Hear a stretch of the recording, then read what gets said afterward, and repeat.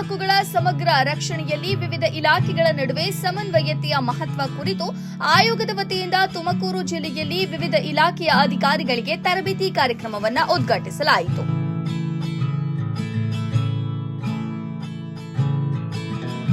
Doctor Vasudeva ಶರ್ಮಾರವರು ಸಂಪನ್ಮೂಲ ವ್ಯಕ್ತಿಯಾಗಿ ಭಾಗವಹಿಸಿ ಮಕ್ಕಳ ಹಕ್ಕುಗಳ ಕಾನೂನು ರಕ್ಷಣಾ ವ್ಯವಸ್ಥೆ ಇಲಾಖೆಗಳ ಜವಾಬ್ದಾರಿ ಹಾಗೂ ಸಮನ್ವಯದ ಅಗತ್ಯತೆ ಕುರಿತು ವಿವರವಾದ ತರಬೇತಿ ನೀಡಿದರು.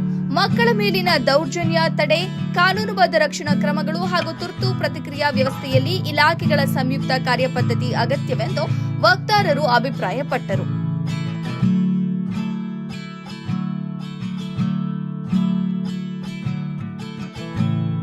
ಈ ಸಂದರ್ಭದಲ್ಲಿ ಹಿರಿಯ ಸಿವಿಲ್ ನ್ಯಾಯಾಧೀಶರಾದ ಶ್ರೀಮತಿ ನೂರುನ್ನೀಸಾ, ಹೆಚ್ಚುವರಿ ಪೊಲೀಸ್ ವರಿಷ್ಠಾಧಿಕಾರಿ ಶ್ರೀ ಮಹಿಳಾ ಮತ್ತು ಮಕ್ಕಳ ಅಭಿವೃದ್ಧಿ ಇಲಾಖೆ ಉಪನಿರ್ದೇಶಕರಾದ ಶ್ರೀ ಸಿದ್ದರಾಮಣ್ಣ, ಮಕ್ಕಳ ಕಲ್ಯಾಣ ಸಮಿತಿಯ ಅಧ್ಯಕ್ಷೆ ಶ್ರೀಮತಿ ಸೌಮ್ಯ, ಜಿಲ್ಲಾ ಮಕ್ಕಳ ರಕ್ಷಣಾಧಿಕಾರಿ ಶ್ರೀಮತಿ ಪವಿತ್ರ ಉಪಸ್ಥಿತರಿದ್ದರು.